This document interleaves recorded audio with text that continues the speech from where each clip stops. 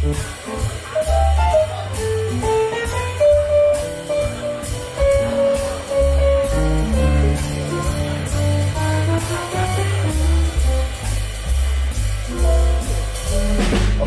me to the moon, let me play among the stars.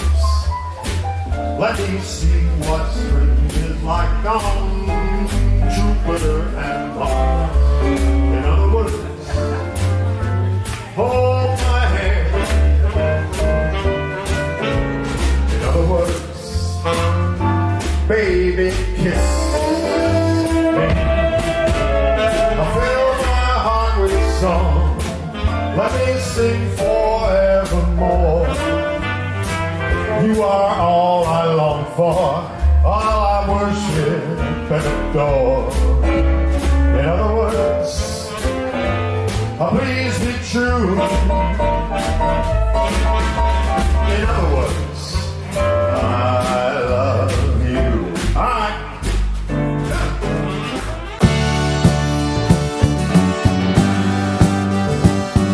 There he is. Golden voice. Yes. Look at him. Look at this guy. I can't Silky believe he's smooth. I can't believe he's not pitching Jack Daniels though.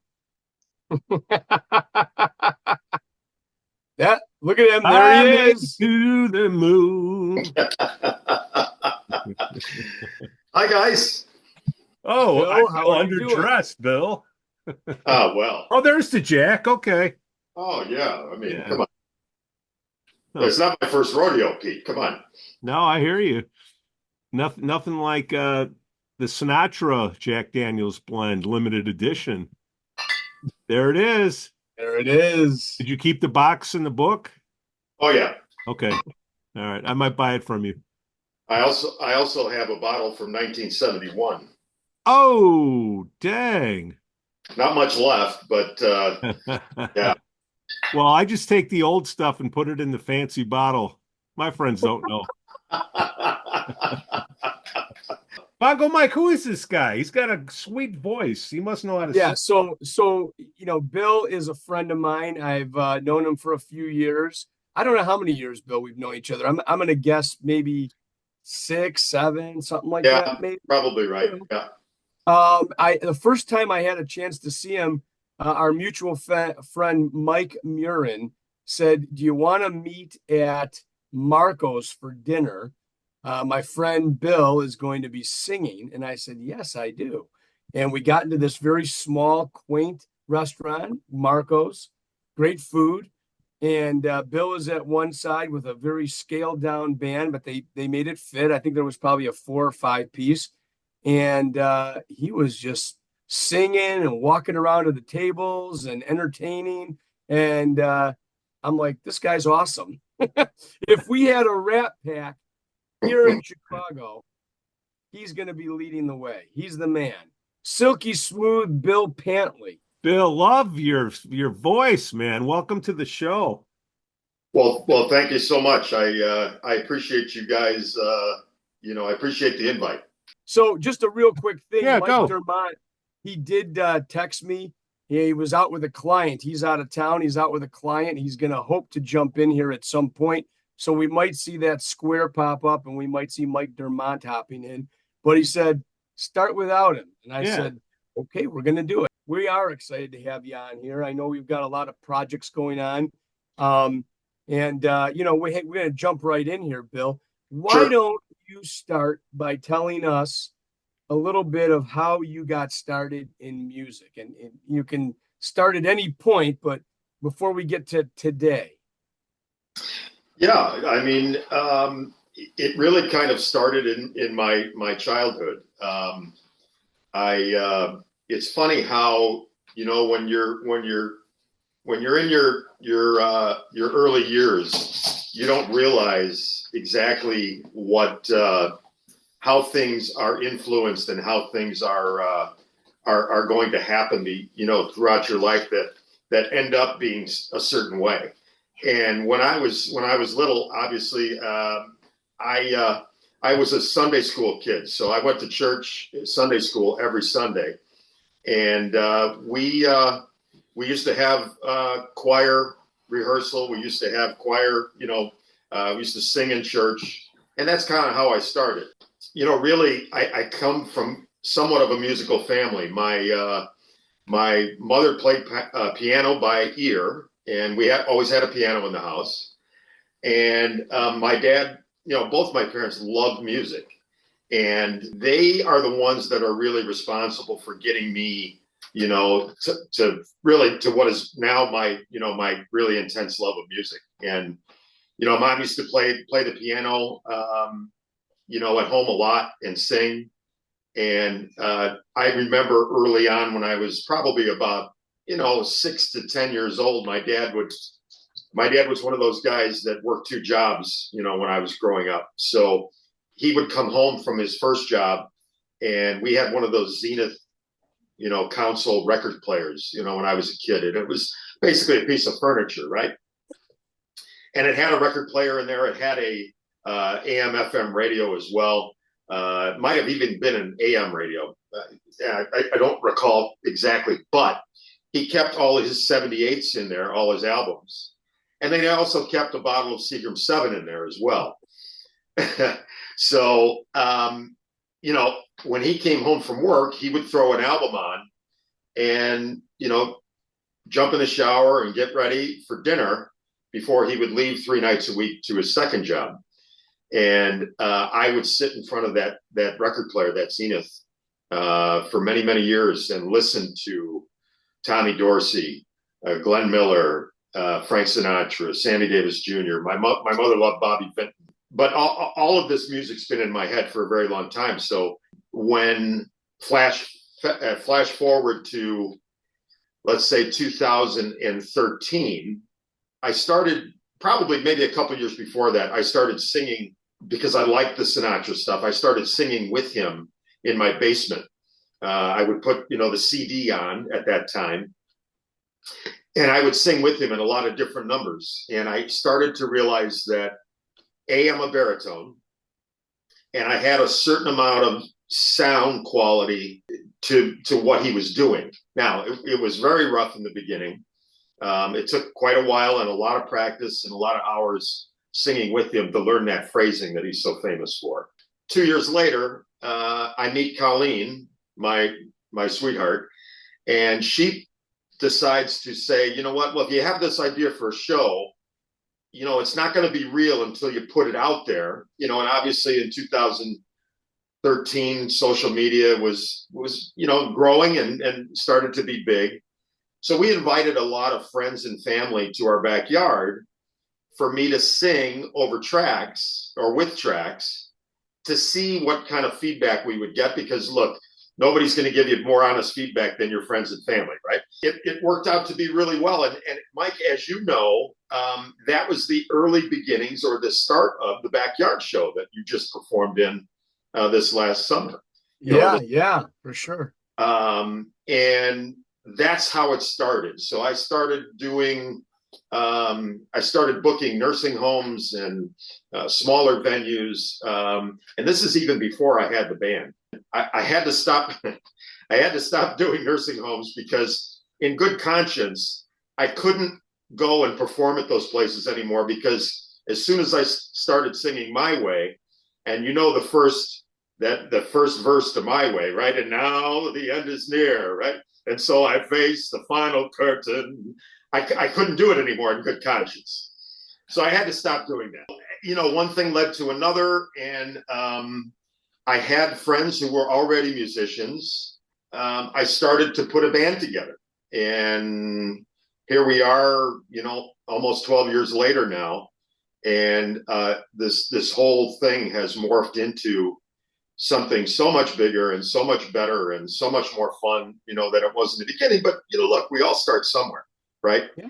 And I think that what it's turned into now is not only a good thing here, in Illinois and in Chicagoland, but now we're starting to branch out and we're starting to play stuff around the country as well. So it's really turned into something, something viable and something really, really kind of neat. Yeah. And you got a tremendous band that you assembled. Every one of those players are top shelf. So you're backed not by a track anymore. You're backed by live musicians Right. who can just tear it up. Yeah. And tell us a little bit about that. Tell us how you assembled these. I mean, I know you know these people, but how did you get your trumpet player? How did you get your sax player? How did you get your drummer? Well, it started out as I used to do a July 4th party every year in Barrington for a gentleman out there, huge house in Barrington. And once I started to bring in the musicians, it started to grow each year that we did it. And, I think maybe the first year I maybe had just a piano player and maybe a violin player. And then it grew into, I started to add drums and horns and an upright bass and that kind of thing. And that's how I started to meet people through some of the connections throughout the music business and here in Chicago. And it's turned into, I have this long list now of just incredible jazz players at every position: piano, upright bass, drums, horns. My two main horn players are guys that have their play in many other different bands. Mitch Goldman, Mitch the Lip and Side Hustle. And then Mr. Tom Trinka, who's been a staple in Chicagoland music since the 80s. Two of the best. Yeah, two of the best. The best. Yep. And I started out, really kind of shaking my head because I didn't feel worthy of having guys like that, making me sound better than I actually was. You know what I mean? And it's really turned into this thing that these guys are wanting to play and wanting to do something different. And the most interesting thing about this whole thing, Mike, and you'll appreciate this because we know so many of the same people throughout Chicagoland. It's really a treat to be accepted and to be and to get the accolades that we get within the Chicagoland music community, because we are different. We are a different thing. We're not playing rock. We're not playing country. We're not playing heavy metal or anything like that. But we are accepted as one of this vast Chicagoland music community, and it's really something special. It really is. Well, I know you can rock out because I've seen it. Well, I've seen you pull out I've seen you do Vehicle, and I've seen you do Roadhouse Blues, whatever, so we know you have the ability to rock out. But when you're doing a tribute to Old Blue Eyes, that's the music. That's what you're covering, Right. Absolutely. Sinatra was a cool cat, man. Did you ever get a chance to see him live when he was around? Unfortunately, I didn't. I did have an interesting experience a couple of years ago, though. So I've been doing this now for almost 12 years, right? And I had the opportunity to go and sing in Hoboken, New Jersey, in Sinatra Park, right on the Hudson River. And we had, I was out there for a singing competition, for a Sinatra competition. And that was a Thursday night. The next day, Friday, Colleen and I went to Midtown and went to Patsy's, which was Sinatra's main hangout in Midtown when he was alive. And I connected with the chef and the owner when he was there the night we were there through a mutual friend of mine, Dakota Horvath, who was a former singer here in Chicagoland. He's in Las Vegas now. And Dakota told me, when you're there, you gotta say hi to Sal, who's the owner. So we connected with Sal that night, and it was something special because we had dinner, and right before we ordered, he asked us to come upstairs with him. And he walked us upstairs into the dining room. There's another dining room upstairs, all the way back into the dining room, and walked us back, pushed the velvet curtains away, and showed us Sinatra's private dining room that was there. Walked us and showed us the private entrance. They would come up, him and his entourage would come up when they were there for dinner. and let us sit at the table and stood there and told us, about a half a dozen stories about Sinatra and how he first met him and how his father was a good friend of his and this and that. And then walked us back downstairs and he asked us what we were going to have for dinner. And, he said, you know what, you don't need to decide because I'm going to make you Mr. S's favorite dinner. It's not on the menu. Don't look for it. And he made me his veal dish that he would always eat when he was there. So it was really, really something special. Not having met him before, but, to be able to share and sit in the area that he used to frequent was kind of neat. He had so many ups and downs in his career. I mean, he was out of it. He was hot on the films. Then Vegas came around, and you got any wants to play in Vegas, Bill? Been in Hoboken, okay. Right? Staying in Hoboken, right? so, right. Hopefully sometime soon we have good friends, and that Mike knows. Will Wigler, who's the drummer in a band called Roger That here in Chicago. He lives in Palm Springs, and him and his wife, and they've been inviting us out there for the last few years to come out in the winter and to go and play at the Purple Room and to play at Melvin's in Palm Springs.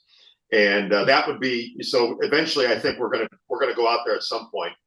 And then Vegas would be the trio of my mountaintop. Yeah. Yeah. No, good for you. Yeah. What are some of the bills like, when you call up a club owner, you say, okay, I do Sinatra. Then they, who do you get paired up with when you do a night? I honestly, we don't get paired up too much. We kind of headline. Yeah. That's it. Okay. I'll give you an example. So when just in the last few years, prior to when I went out to Hoboken, we were the only really Sinatra tribute group in Chicagoland that had live music. Since then, you've got a couple of other guys in Chicagoland that are now doing it with live music. So I'm not going to say I'm responsible for that, but sometimes plagiarism is the biggest form of flattery, right? Yeah. But I've always felt that live music is where it's at, and this kind of music, even in a smaller format, lends itself to live musicians. Matter of fact, when I started putting the band together, I really, if you're familiar with the album Sinatra Live in Paris, yeah, okay, that particular album, he's playing with a sextet in Paris, and that's kind of how I've modeled the band, whether we're 4, 5, or 6 players. When we go to venues, and we must be doing something right because we've been in some venues that maybe you wouldn't necessarily expect us to be in. We've been to Reggie's on the South Side.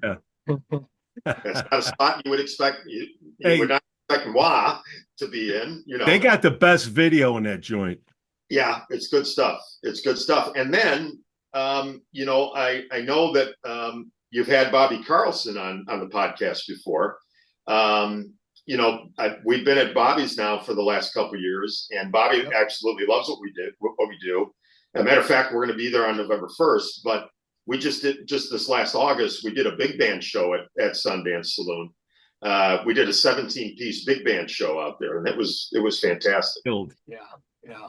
So we're getting coverage. We're getting invites to places maybe you wouldn't expect. But then we're also doing, we're doing theaters where we can sell tickets. We're doing festivals, that kind of thing in the outdoor season.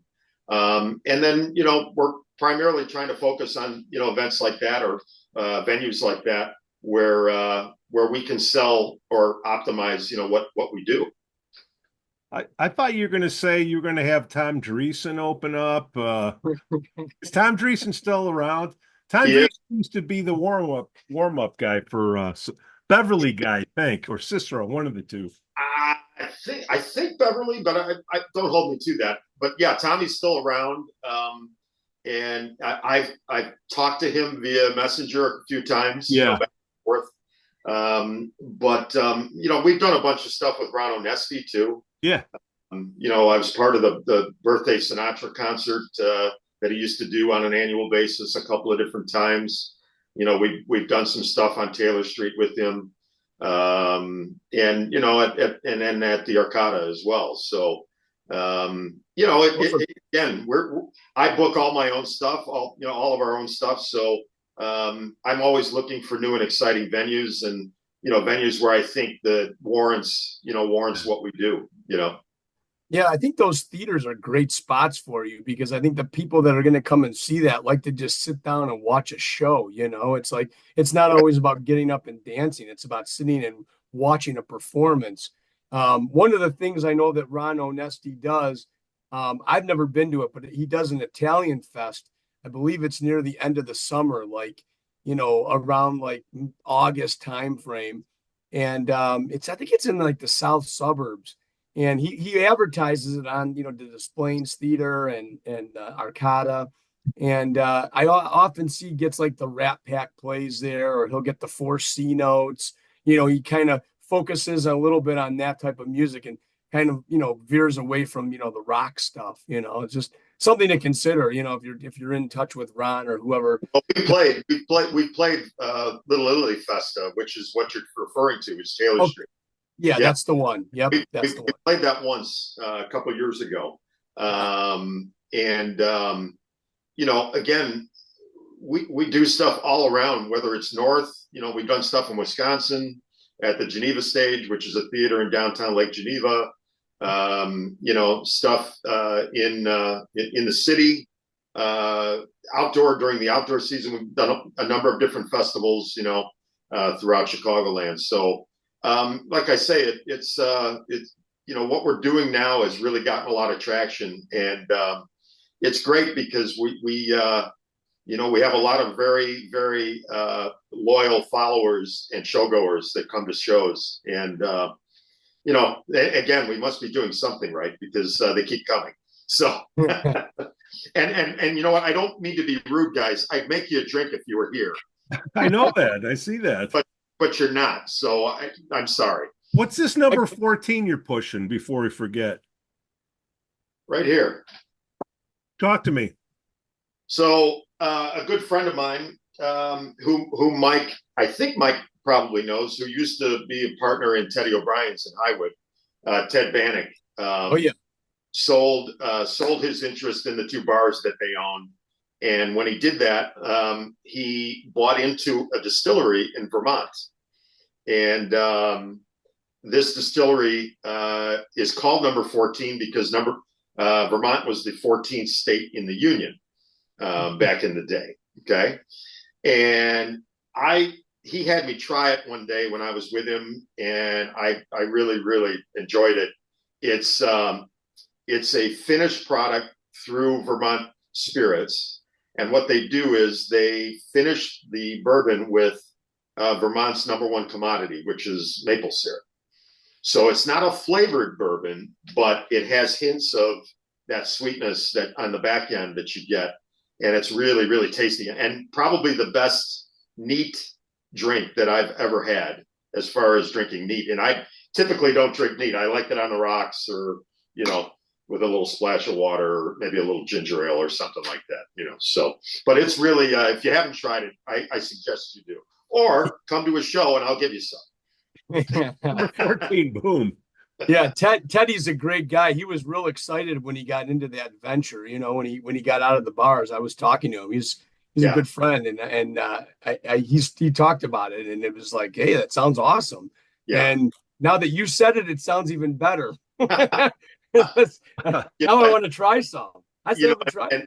And Mike, I wanted to touch on something you said before, that people are wanting to come to what we do, other than just music. And I've since developing the show, because it is a show, I've worked real hard on the stage antics that Sinatra was so famous for, the bantering with the audience, the input, the back and forth with showgoers and that kind of thing. And as a result of that, we have turned into more than just music. It's turned into a show.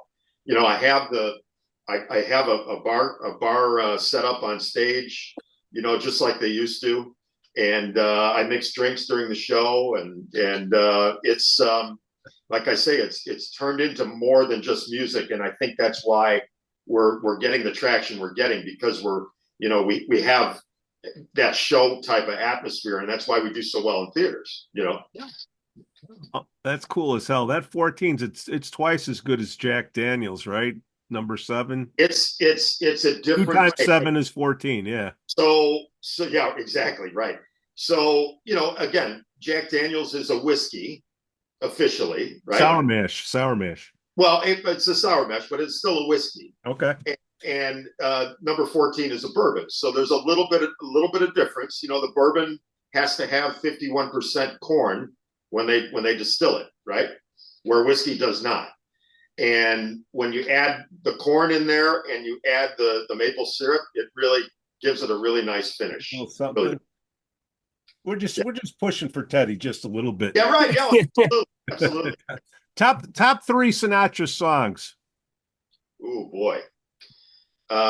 You backed me in a corner, Pete. That's why I asked. Yeah, I know. Got to throw a curveball. Well, tell you in no particular order. First 3 to come to mind, it's like, damn, my go-to.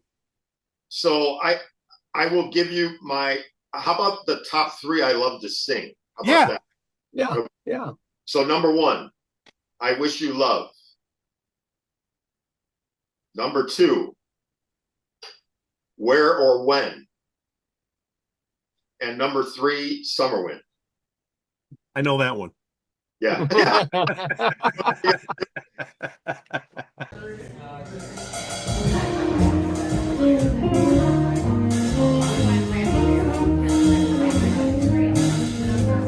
Summer wind came blowing in from across the sea.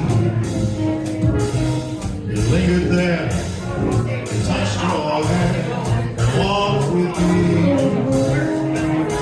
All summer long we sang a song, and then we strolled that lonely sand.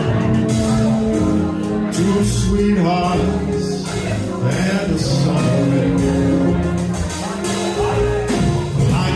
Kites, those days and nights, they went flying by.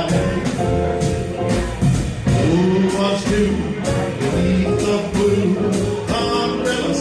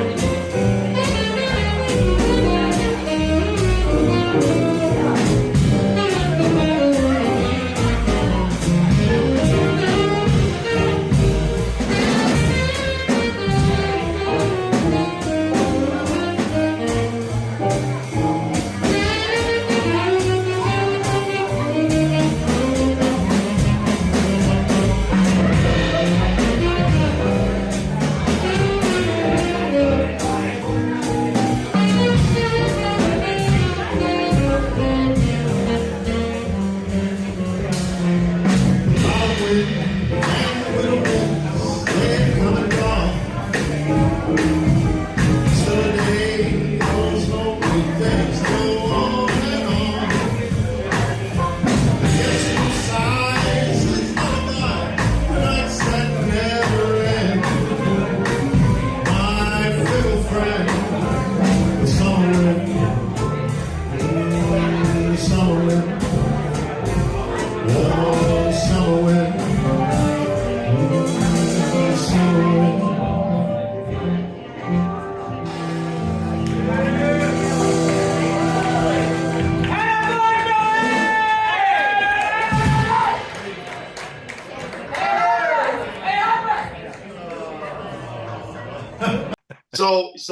So I'll tell you guys. So, again, I think it's amazing, and I think it's also funny, when I say songs like that, right? Obviously, Mr. Sinatra's catalog of music is huge, right? Huge, thousands of songs, and what we do with the show is we really try to bring music that maybe people haven't heard before or haven't heard in a very long time, in conjunction with stuff we love to play, right? Stuff that lends itself to live music and lends itself to a theater show, or maybe a music venue. Because the way we structure the show differs based on the venue that we're on. If we're in a theater, November 9th, we're going to be at the Raue Center in Crystal Lake. That's a theater show. So we're going to have, some of the stuff that you want to hear, and then we're going to have some of the theater stuff that he did, some of the theater songs, the like Angel Eyes and like Send in the Clowns. We're going to do stuff that, and some of the saloon songs that he was so famous for, that you can do in a theater setting that lends itself to, the lights coming down, spotlight, quiet time in the theater, that kind of thing, So, again, the catalog is huge. We've probably got about 180 songs to pick from with the band. So, we continue to add and grow that catalog each year, and that'll continue to evolve as we do more and more. Wow, that's a huge number of songs. Yes. I was about that was going to be my question. I was going to ask you, how many of the songs do you have like in your, in your arsenal of stuff that you do? That is a lot. Yeah. That's a lot of music. If we're doing a 3-hour show, we're doing anywhere from, 30 to 35 songs, And you're mixing it based on the venue that you're playing. Correct. Whatever that is. Yeah. Correct. Yeah.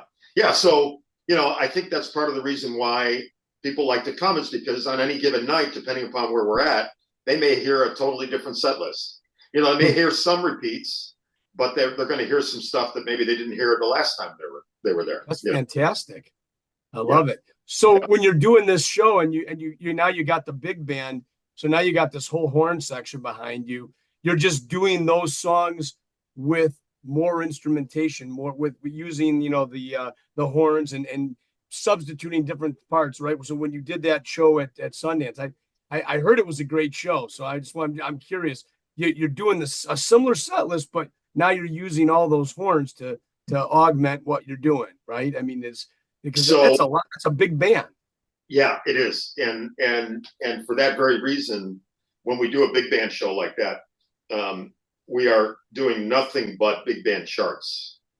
So we're using charted music to play, the original arrangements from all of the arrangers that he used to use, throughout the years. Okay. So what you're hearing the original arrangement that was done with Count Basie or Quincy Jones or, Nelson Riddle or, all of those. And then when we do the smaller groups, we're either using combination charts, combo charts, or more often than not, the guys with, like, let's say I have 5 players on stage, we use a program called iReel. And iReel is an app that only uses the chord progressions. So there's no note for note chart. It's only chord progressions. So what it does is it gives the guys the freedom and me the ability to point and say, all right, go ahead, solo. it's your turn, that kind of thing. And Cool. believe me, as you know, Mike, they're all quality musicians. So, we've been doing this long enough now where, the music doesn't sound so dissimilar than what the original sounds like, but it gives the guys the freedom to do kind of, improvise and do what they want on any given night. Yeah. Show their chops. Yeah. I like it. Absolutely. Yeah. Bill, you gave me the 3 songs you like to sing, and if I'm going to edit this video and I'm going to drop in some of your songs. I see 3 just above the fold on your website. Are there 3 of your favorite you'd like for me to put on here for you? Well, there's some videos from Sundance actually. Fly with me, let's fly away. If you can use some exotic booze, there's a bar at Far Bay. Come on, fly with me, let's fly away. Come fly with me, let's float down to Peru. In Llama Land, there's a one-man band who'll toot his flute for you. Come on, fly with me, let's float off in the blue. Once I get you up there, where the air is rarefied, we're gonna fly starry-eyed. Once I get you up there, I'll be holding you so near, you might even hear the angels cheer, because we're together, weather-wise, it's such a lovely thing. Just say those words and we'll be chauffeured to Hoboken Bay. It's perfect for a flying honeymoon. They do say, come fly with me, let's fly away. He'll fly.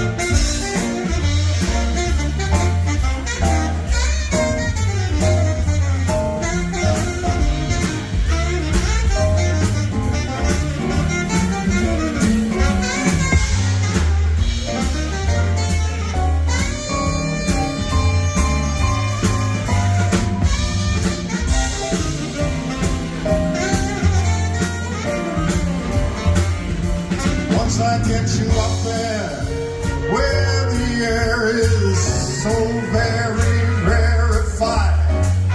We're gonna glide absolutely petrified.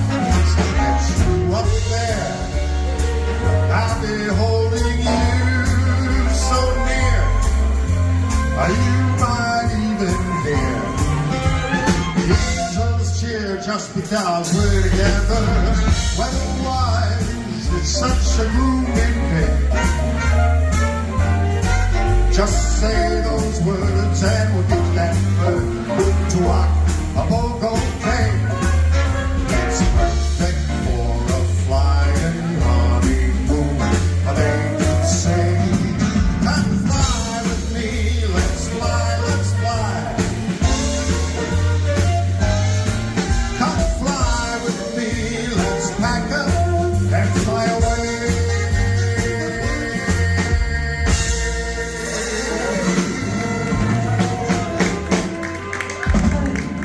That are good. I Wish You Love. Okay. Under My Skin. And let's see, I'm trying to Fly Me to the Moon, obviously. Yeah. You can put those No, up. I got them. Those are the three. Okay. I figured they're on your site. Fly Me to the Moon. I've got you Under My Skin. I get a kick out of you. Yeah. That's good.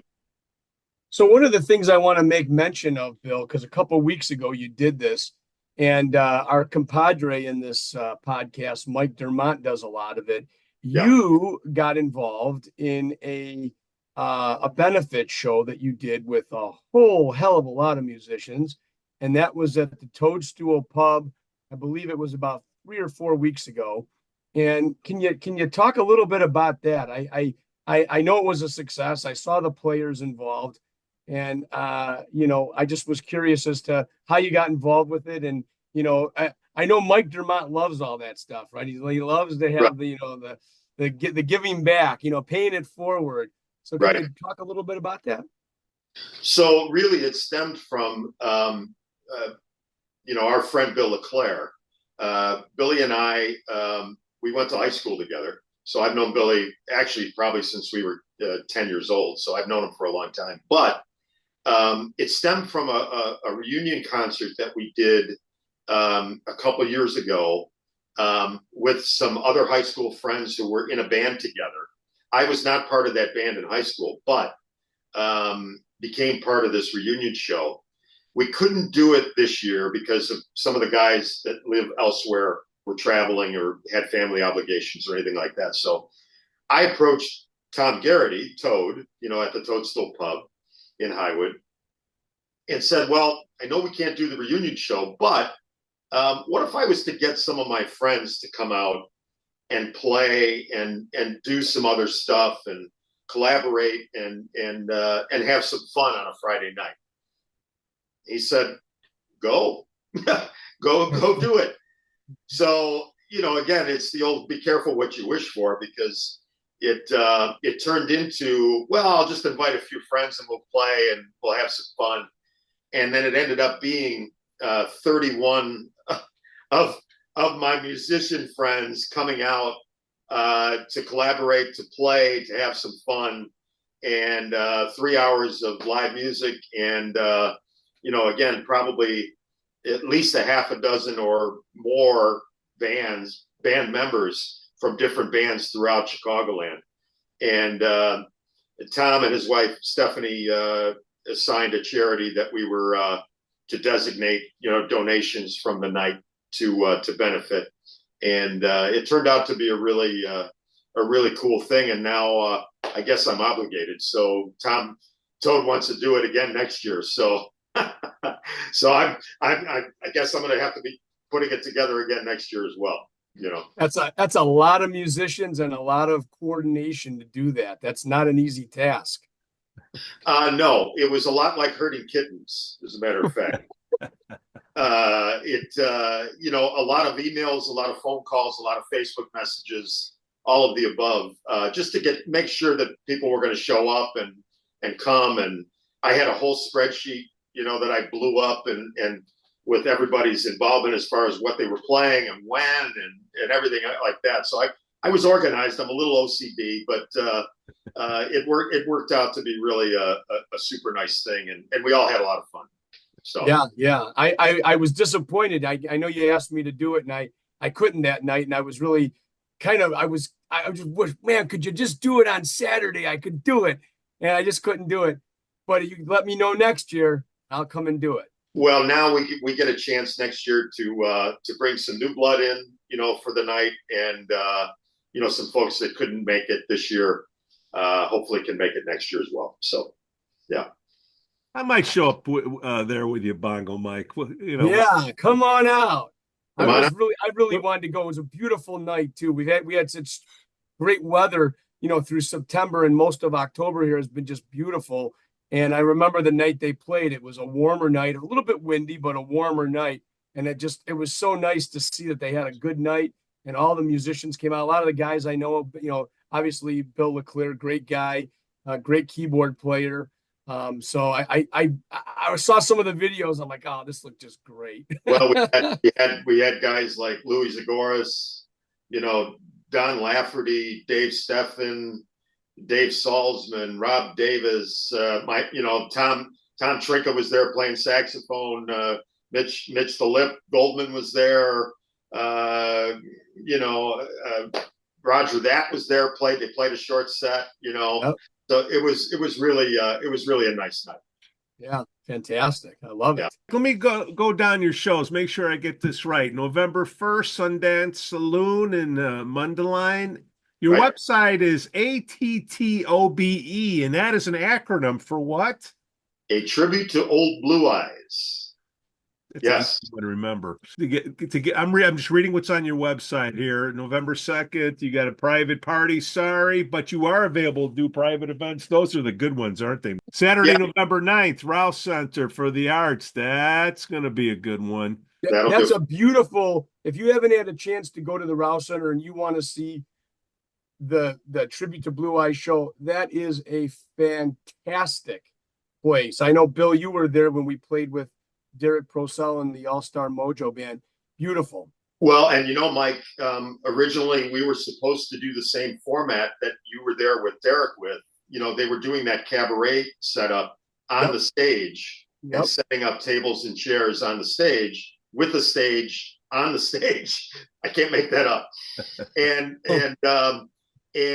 I went to go check something on their website and realized a couple of weeks ago that we had already sold out. So I convinced the theater with the help of Colleen's sister and me. We sent a couple of emails and we got the theater to change the format to a regular theater show. So now we've sold so many more tickets as a result of that, which is great.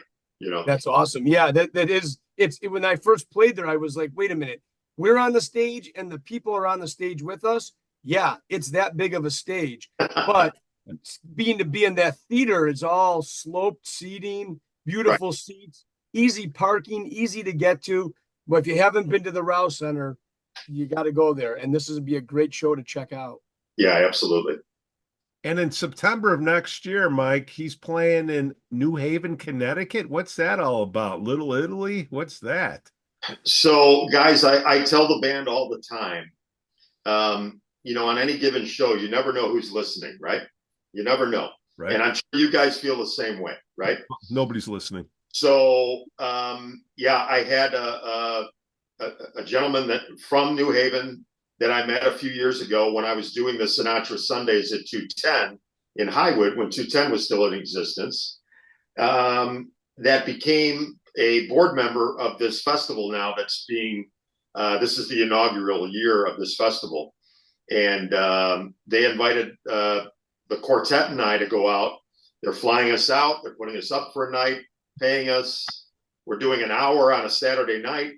And it could end up turning into, because what they're doing is they're traveling around the country each year after this first year to every city that has a little Italy in its city, in its boundaries.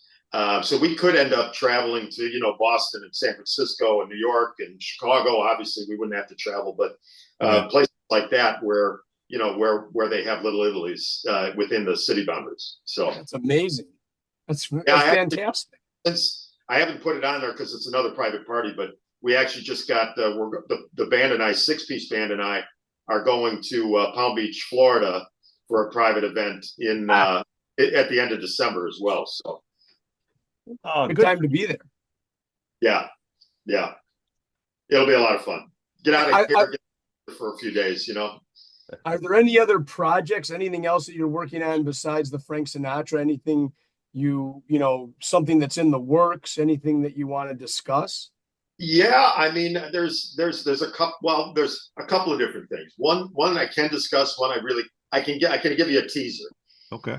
Teasers are good. So the teaser is we've been approached to have a little bit of a residency somewhere in Chicagoland that is changing their business model to become a supper club atmosphere. So they've approached us about doing music 3 nights a week, and have a dinner show format, which is right in our wheelhouse, of course.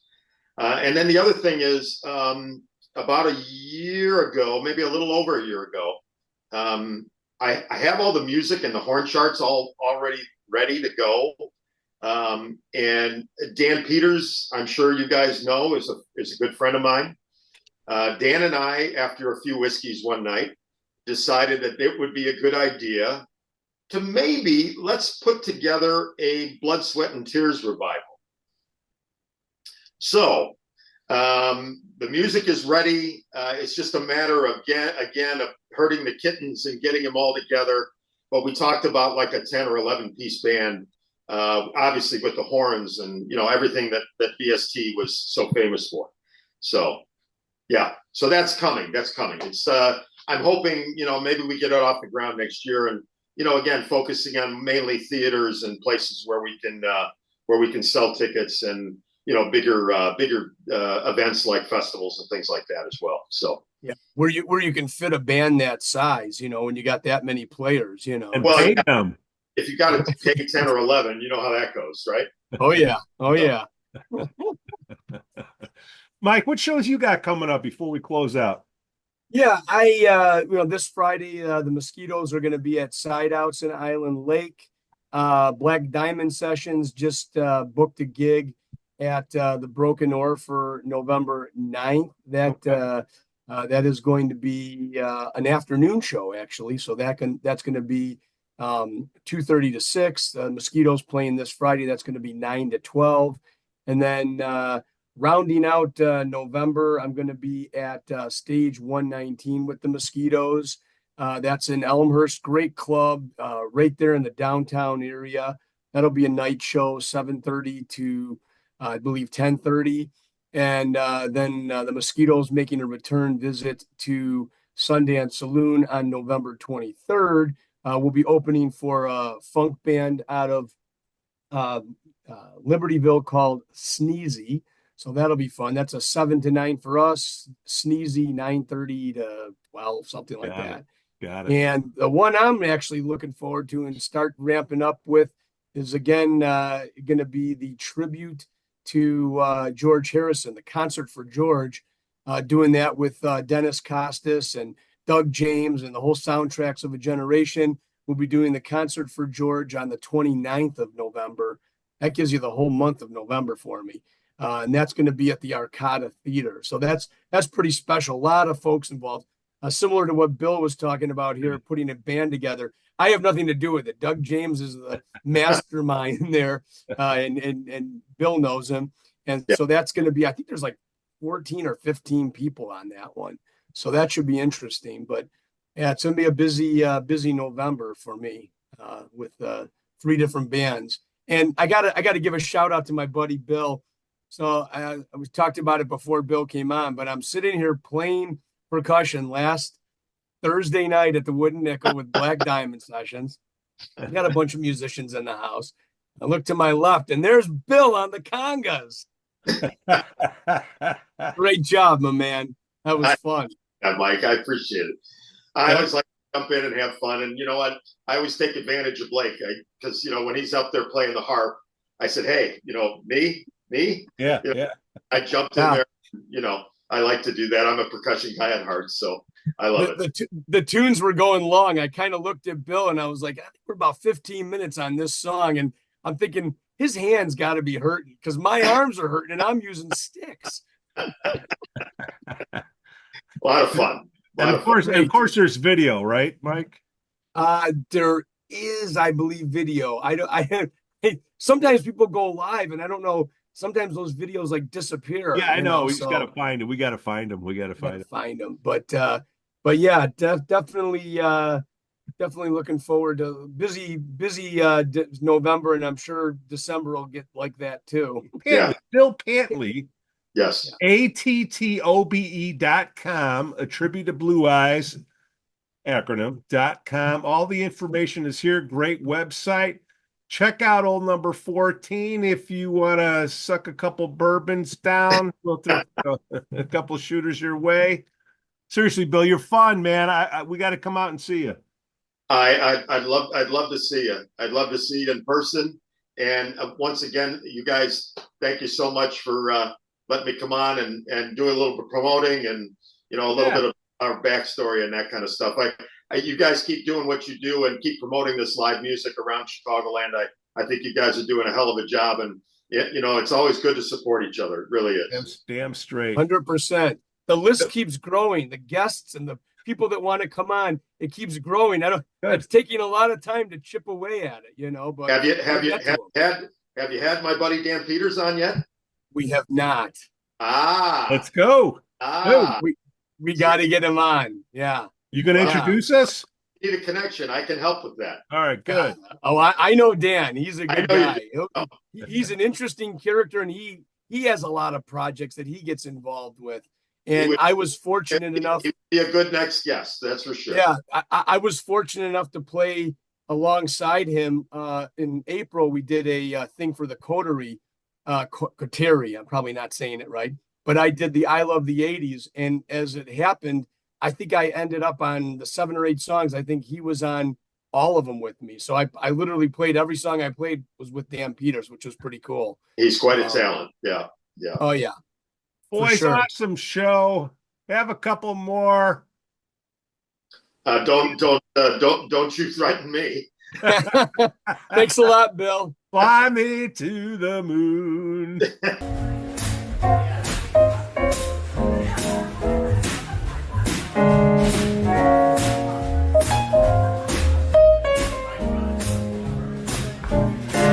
I've got you under my skin. Yes, I've got you deep in the heart of me. So deep in my heart that you're really part of me. I've got you under my skin. I've tried so not to give in. I said to myself, this affair, it never will go so well. But why should I try to resist when, baby, I know so well that I've got you under my skin.